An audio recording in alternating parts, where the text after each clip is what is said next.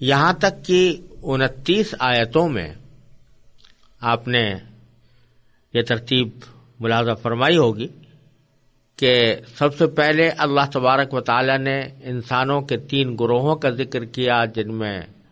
مسلمان، کافر اور منافق داخل ہیں۔ اس کے بعد دین کی جو بنیادی دعوت ہے، اسلام کے جو بنیادی عقائد ہیں، یعنی توحید، رسالت اور آخرت، ان کا بیان فرمایا، اور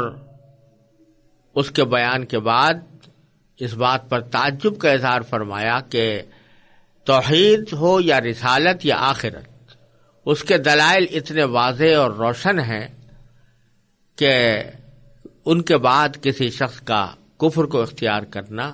بڑی عجیب سی بات ہے۔ اور پھر اللہ تبارک و تعالی نے اپنی نعمتوں، کائنات میں پھیلی ہوئی نعمتوں کا ذکر فرمایا، جس پر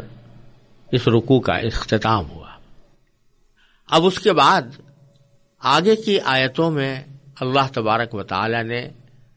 انسان کی ابتدائی تخلیق کا واقعہ بیان فرمایا ہے۔ گویا دوسرے الفاظ میں یہ اشارہ کرنا مقصود ہے کہ تم کو جس دین کی دعوت دی جا رہی ہے، توحید ہو یا نبی کریم صلی اللہ علیہ وسلم کی رسالت ہو یا آخرت کا عقیدہ ہو، یہ کوئی ایسی بات نہیں ہے جو آج گھڑ کے تمہارے سامنے پیش کر دی گئی ہو، بلکہ انسان کو جب پہلی بار پیدا کیا گیا تو اس وقت سے ہی یہ بات پیش نظر تھی کہ انسان کو اس لیے پیدا کیا جا رہا ہے کہ وہ ان عقائد پر ایمان لائے اور اس ایمان کے تقاضوں پر اپنی زندگی گزارے۔ اس مقصد کے تحت اس کو پیدا کیا گیا تھا۔ تو اس لیے ذرا یاد کرو، تمہیں ہم بتاتے ہیں کہ تمہاری تخلیق کا آغاز کس طرح ہوا تھا، سب سے پہلا انسان کس طرح پیدا کیا گیا تھا، اور سب سے پہلے انسان کے ساتھ کیا واقعات پیش آئے تھے۔ چنانچہ اس کا ذکر اللہ تبارک و تعالی نے اگلے رکوع کے اندر فرمایا ہے، اور یہ آگے کی جو تقریباً 10 آیتیں ہیں وہ اسی سے متعلق ہیں۔ میں پہلے ان کے ایک حصے کی تلاوت کروں گا اور اس کا ترجمہ، اور اس کے بعد اس کی مختصر تشریح پیش کرنے کی انشاءاللہ کوشش کروں گا، اور پھر اس کے دوسرے حصے کی بھی۔ وَإِذْ قَالَ رَبُّكَ لِلْمَلَائِكَةِ إِنِّي جَاعِلٌ فِي الْأَرْضِ خَلِيفَةً قَالُوا أَتَجْعَلُ فِيهَا مَن يُفْسِدُ فِيهَا وَيَسْفِكُ الدِّمَاءَ وَنَحْنُ نُسَبِّحُ بِحَمْدِكَ وَنُقَدِّسُ لَكَ قَالَ إِنِّي أَعْلَمُ مَا لَا تَعْلَمُونَ وَعَلَّمَ آدَمَ الْأَسْمَاءَ كُلَّهَا ثُمَّ عَرَضَهُمْ عَلَى الْمَلَائِكَةِ فَقَالَ أَنبِئُونِي بِأَسْمَاءِ هَؤُلَاءِ إِن كُنتُمْ صَادِقِينَ قَالُوا سُبْحَانَكَ لَا عِلْمَ لَنَا إِلَّا مَا عَلَّمْتَنَا إِنَّكَ أَنتَ الْعَلِيمُ الْحَكِيمُ قَالَ يَا آدَمُ أَنبِئْهُم بِأَسْمَائِهِمْ فَلَمَّا أَنبَأَهُم بِأَسْمَائِهِمْ قَالَ أَلَمْ أَقُل لَّكُمْ إِنِّي أَعْلَمُ غَيْبَ السَّمَاوَاتِ وَالْأَرْضِ وَأَعْلَمُ مَا تُبْدُونَ وَمَا كُنتُمْ تَكْتُمُونَ۔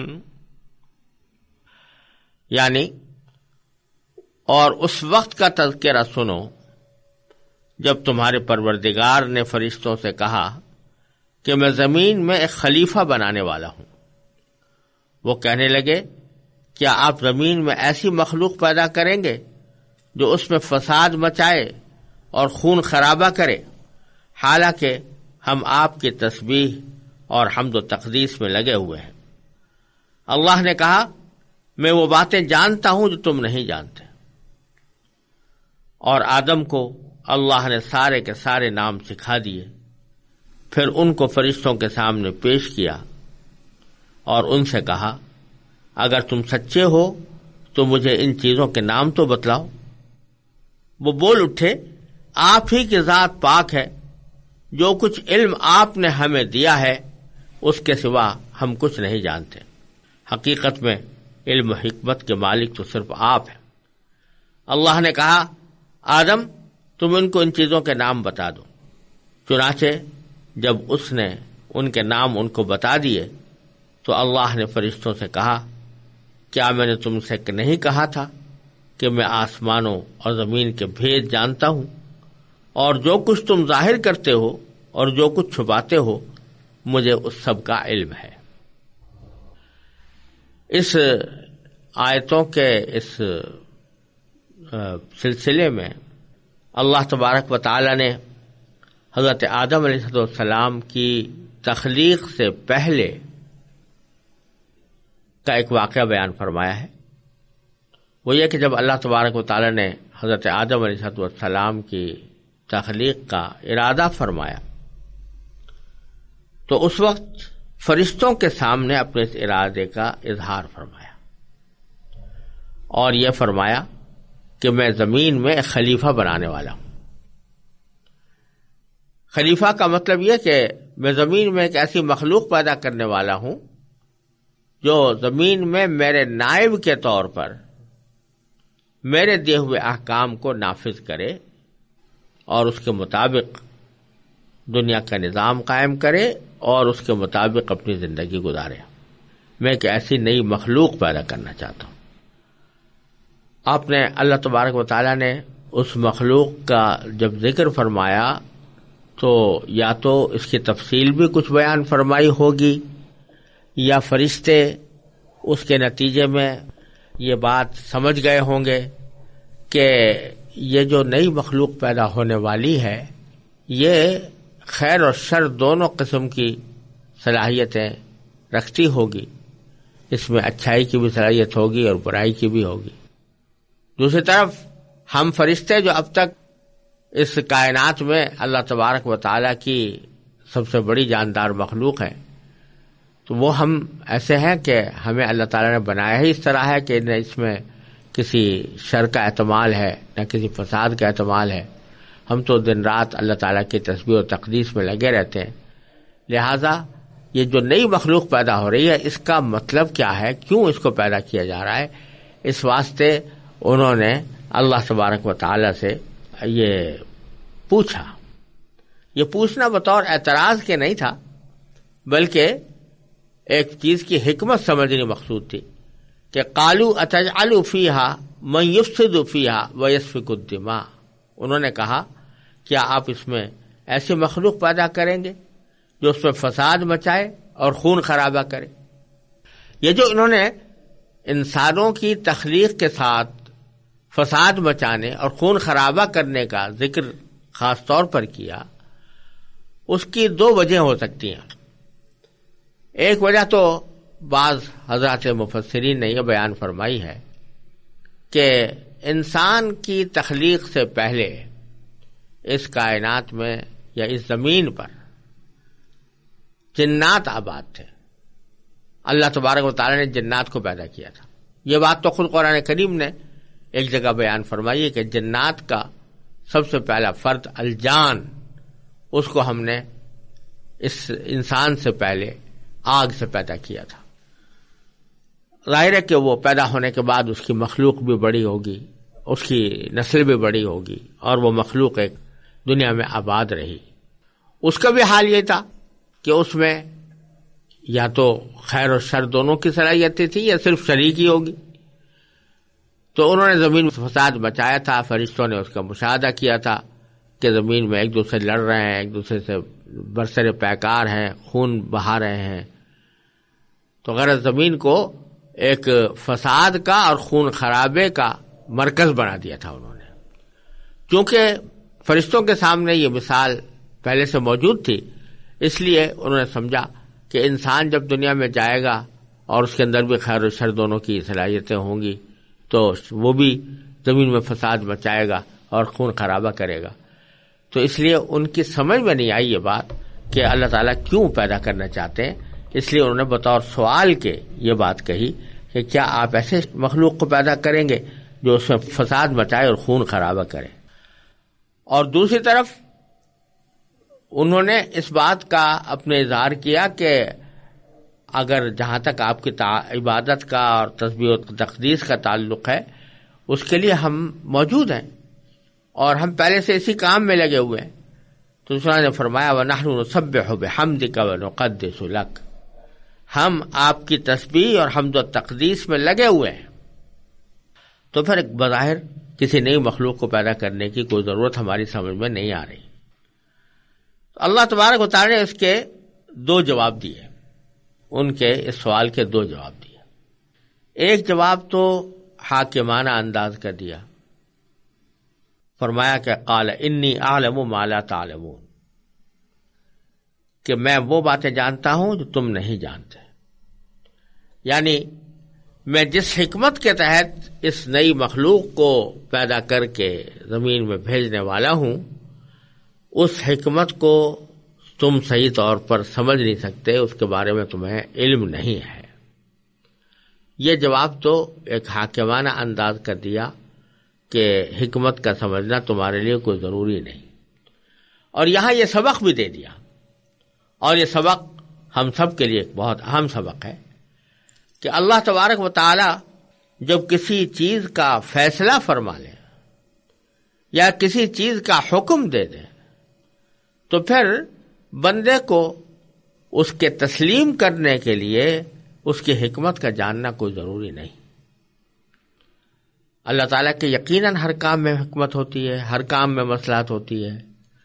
لیکن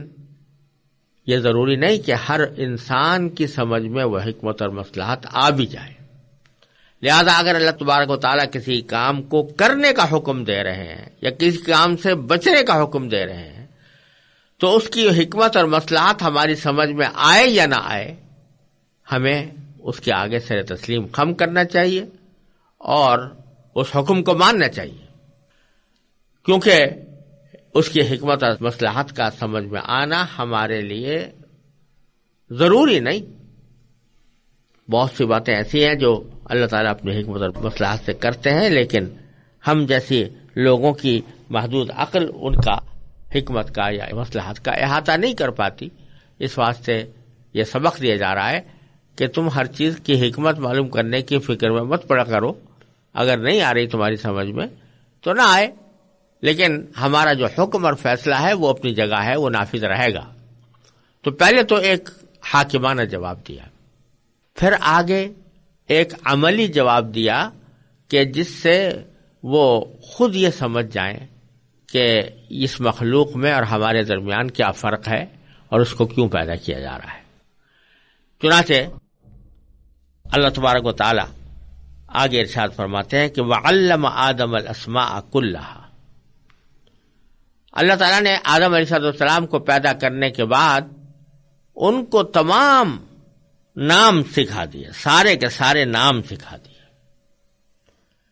نام کیا سکھا دیے؟ نام سکھانے سے کیا مراد ہے؟ بظاہر روایات کی روشنی میں بھی اور قرآن کریم کے سیاق و سباق کی روشنی میں بھی نام سکھانے کا مطلب یہ ہے کہ اس دنیا میں جب انسان کو بھیجا جائے گا تو دنیا میں بھیجنے کے بعد کچھ ایسی چیزیں پیدا ہوں گی کہ جو فرشتے ان کا پوری طرح ادراک نہیں کر پاتے. انسان کے زمین پر زندگی گزارنے کے لیے کچھ لوازم ہوں گے، کچھ ضروریات ہوں گی، کچھ حاجتیں ہوں گی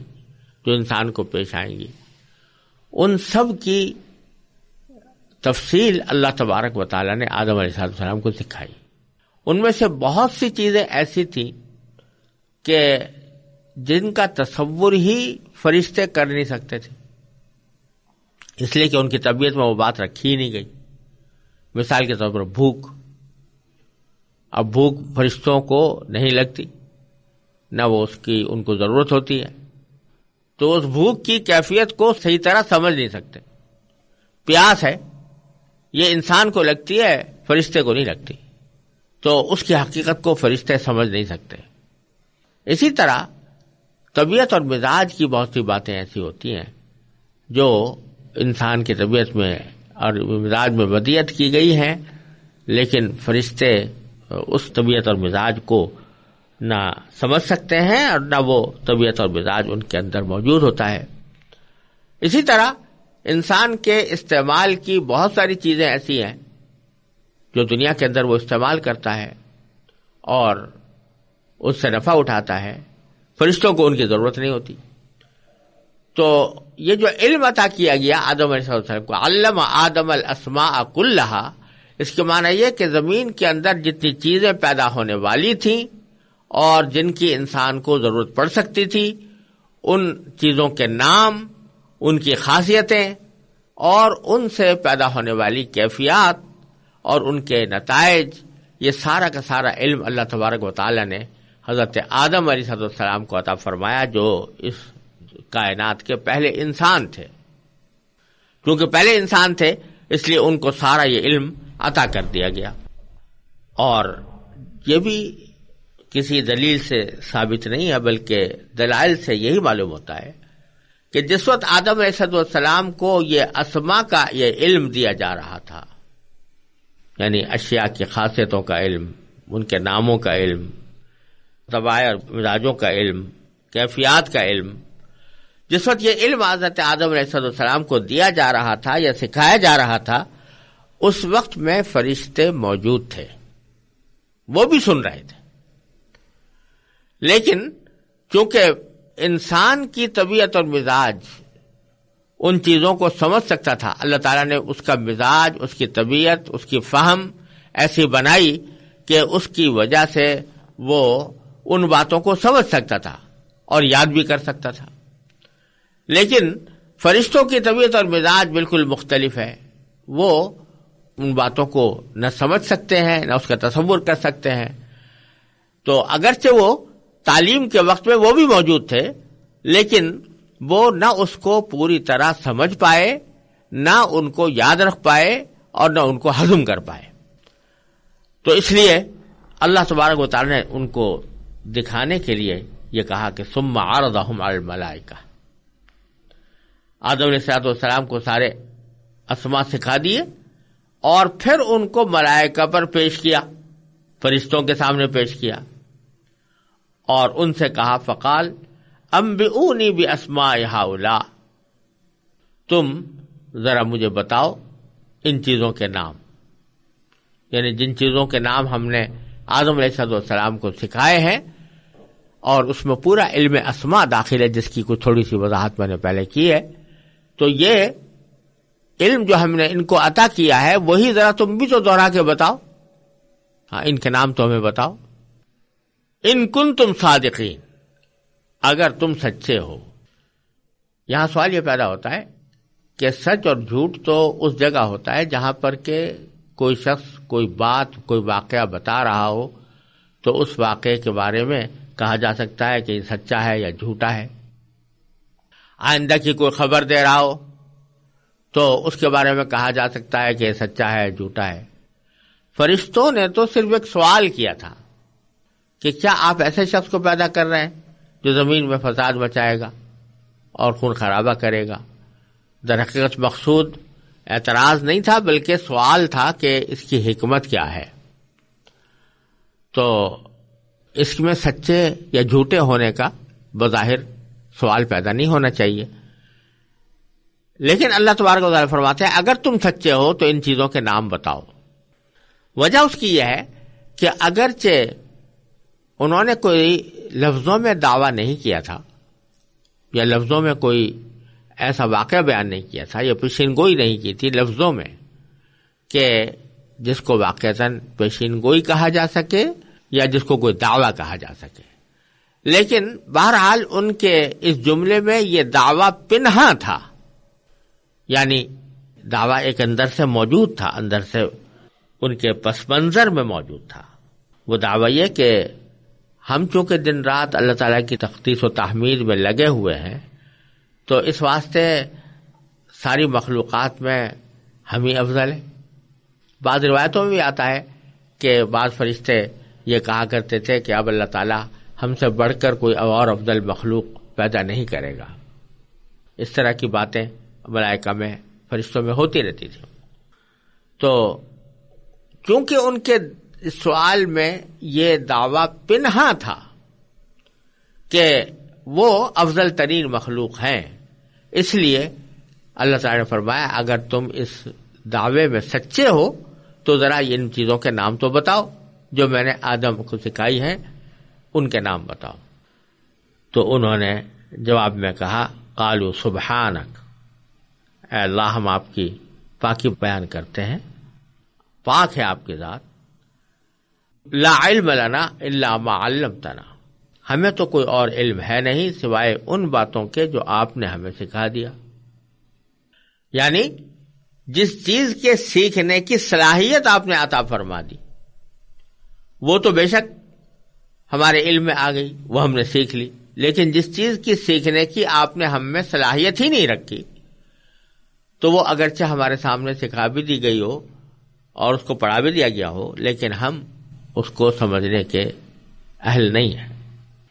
تو اس واسطے ہم ان چیزوں کے نام جو آدم علیہ السلام نے بتائے ہیں یا بتائیں گے تو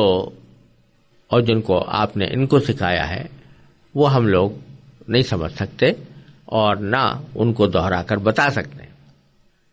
قال یا آدم انبئہم باسمائہم، جب فرشتوں نے اپنے عاجزی کا اعتراف کر لیا تو اللہ تبارک و تعالی نے فرمایا کہ یا آدم انبئہم باسمائہم، کہ اے آدم اب تم ذرا ان کو ان کے نام بتاؤ جو ہم نے تمہیں سکھلائے ہیں۔ فلما انبأہم باسمائہم، پھر جب آدم علیہ السلام نے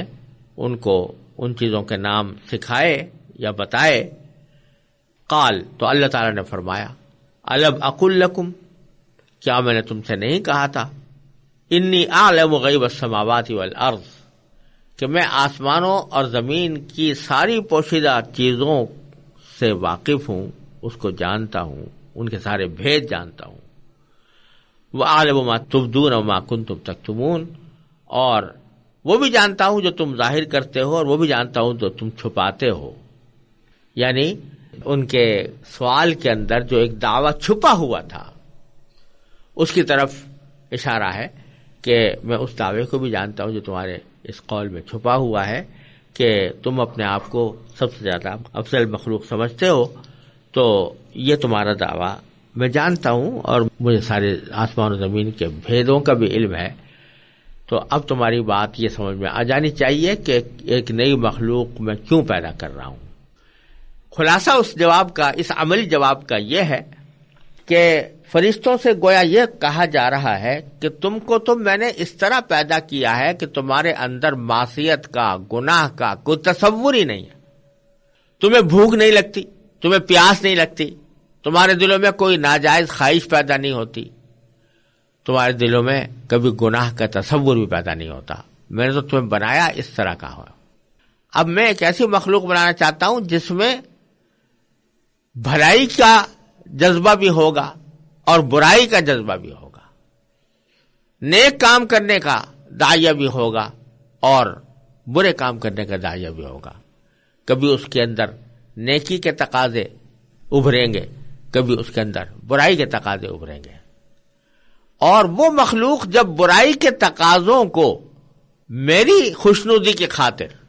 دبا کر نیکی کے تقاضوں کو غالب کرے گی تو پھر اس کا جو مقام ہے وہ تم سے بھی آگے نکل جائے گا، اس لیے کہ تم تو اپنی طبیعت کے لحاظ سے تم اطاعت ہی پر مجبول ہو اور تمہیں پیدا کیا گیا ہے اطاعت کے لیے، تم میں کوئی دوسرا جذبہ رکھا ہی نہیں گیا، تمہارے اندر گناہ کی طاقت ہی نہیں۔ تو جس میں گناہ کی طاقت ہی نہ ہو وہ اگر گناہ سے بچے تو اس کا کوئی کمال نہیں۔ لیکن یہ آدم جو میں پیدا کر رہا ہوں اس کو جو اسما میں نے سکھائے ہیں، ان اسما کے جو خواص ہم نے سکھائے ہیں، تو اور اس کے اندر اچھے برے کی دونوں کی صلاحیتیں پیدا کی ہیں، وہ نیکی بھی کر سکتا ہے، گناہ بھی کر سکتا ہے، اور گناہ کے تقاضے اور داعیے بھی ہم نے پیدا کیے ہیں اس کے اندر۔ تو اس کے بعد بھی جب یہ ہماری اطاعت کی وجہ سے، ہمارے کہنا ماننے کی وجہ سے، ہماری اتباع کی وجہ سے، ہماری محبت کی وجہ سے، ہماری خشیت کی وجہ سے یہ اپنے جسمانی اور جذباتی تقاضوں کو کچل کر ہماری اطاعت کرے گا اور گناہ سے بچے گا تو یہ اس کا مقام تم سے آگے نکل جائے گا، تو یہ فرشتوں سے بھی آگے بڑھ جائے گا. اس وجہ سے ہم اس انسان کو یہاں پر پیدا کر رہے ہیں.